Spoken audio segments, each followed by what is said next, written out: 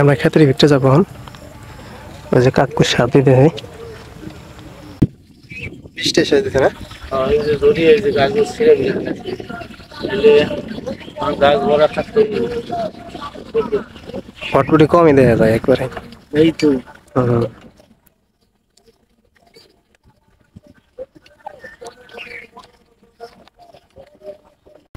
যখন এই হিট গাড়ি যে ধানের সময় করছে হুম। সেগুলো ক্ষতি আরো বেশি হচ্ছে তাতে আল্লাহ চিন্তা ভাবনা করছে যে বৃষ্টি হয়েছে তো যাইবই, 1 ঘন্টা তো খালি হেলি পড়ছে কিলপুরে শেষ হয়ে গেছে না। আর যে তাপাই যাই ফুল আবার মনে আইতেছে। তখন নিজে আবার আল্লাহ তুমি ভালো মতো না পেলাম তাহলে এই যে তুলবে এই সপ্তাহে বড় লেগে থেকে কিছু তুলনা দেবো তারপর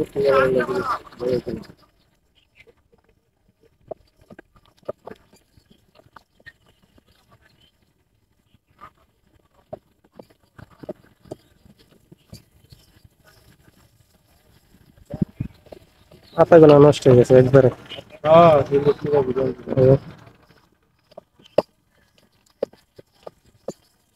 সুন্দর আসার বাজারে কি দিছিলেন?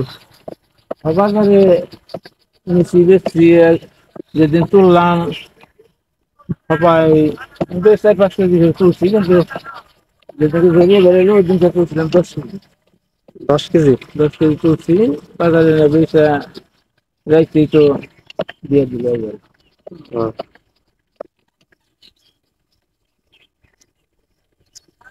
তখন নামবো নামতেছে পৌঁছে দিল না মেলা হুম। একবার ডাইরে দিলাম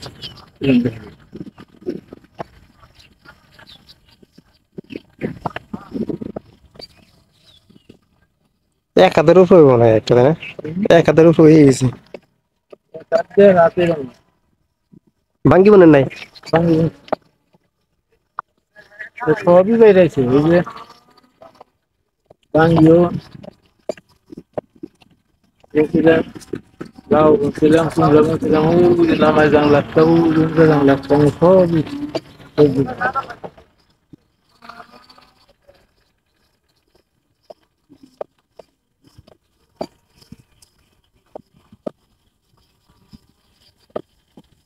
ওটা কি ভাঙ্গি নাকি? এটা গাঙ্গি হয়েছে হ্যাঁ। এই যে একটা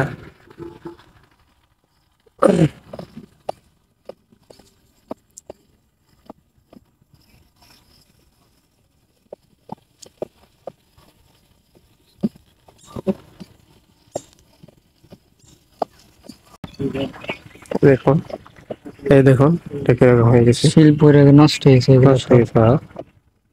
দিকটা নষ্ট হয়ে গেছে। এই যে মানুষ বুই না যে কাজ কাম করে খাইবো, এটাও বৃষ্টি একবারে শেষ দেয়। হম। আবার দ্বিতীয় সময় নেব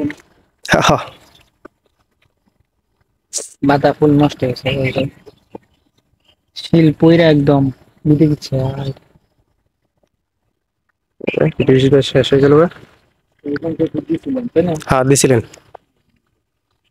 প্রয়োগ করতেছি, সার দিতেছি ওই মাথা থেকে এই মাথা থেকে দিলে কি হয়, শরীরে যায় এর জন্য। দেখুন বটবটি কিরকম ধরছে, বৃষ্টি একবারে সার খাড়া করে ফেলাইছে পুরা ক্ষেতেই।